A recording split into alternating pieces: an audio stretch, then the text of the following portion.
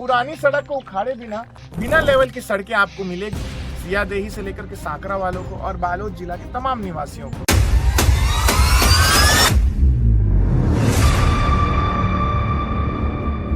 तो घोटाला इसी बात का है। इन लोग अब पुराने मटेरियल को बिल में दिखाएंगे कि ये हमने डाला है और उसमें धम धड़ाले से पैसों का गबन किया जाएगा। पानी की अगर यहाँ पे डामर डाल दिया जाता तो शायद ये बात प्रमाणित ही नहीं हो पाती कि आखिर घोटाला कैसे हुआ है। भ्रष्ट अधिकारी क्या करते हैं, ठेकेदारों को खुली छूट देते हैं कि तुमको जो करना है करो।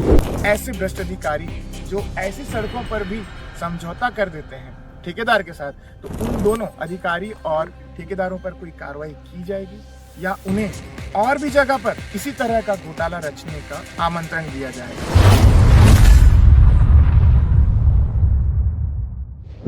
देखिए, हम जब सियादेही की ओर और जा रहे हैं तो इस जगह को आप देखिए, ये पूरा पुरानी सड़क को यहाँ से उखाड़ा नहीं गया है, डामर के ऊपर ही गिट्टी डाल दी जा रही है।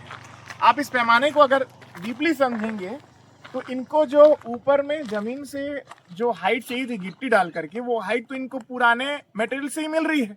तो घोटाला इसी बात का है। इन लोग अब पुराने मटेरियल को बिल में दिखाएंगे कि ये हमने डाला है और उसमें धम धड़ाले से पैसों का गबन किया जाएगा। वो तो पहली बात।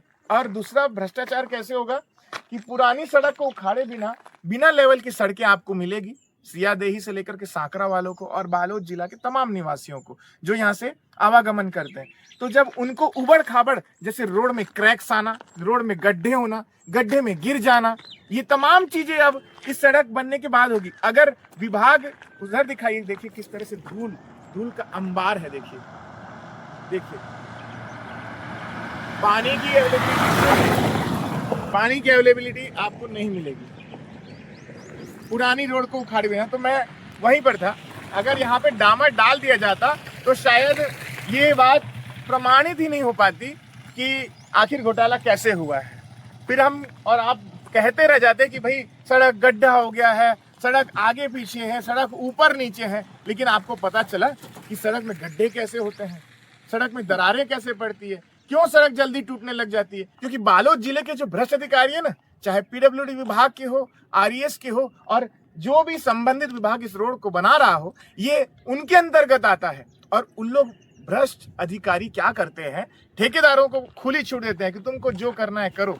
बस उन अधिकारियों के जेब में उसका हिस्सा डाल देना, फिर आपके ऊपर कोई कार्रवाई नहीं होगी। अरे रोड को झांकने तक कोई नहीं आएगा। आप लोगों को क्या दे रहे हो हमें पता है। सियादेही जहाँ पर बहुत बड़ा वाटरफॉल है, यहाँ पे कई पर्यटक आते हैं और छत्तीसगढ़ के कई अनंत जगहों से लोग यहाँ पे विजिट करने आते हैं, समय बिताने आते हैं। तो ये आवागमन वाली सड़क है, बिजी सड़क हम कह सकते हैं कि यहाँ पे लगातार श्रद्धालुओं का भी आना जाना रहता है, कुछ जो पर्यटक हैं उनका भी आना जाना रहता है।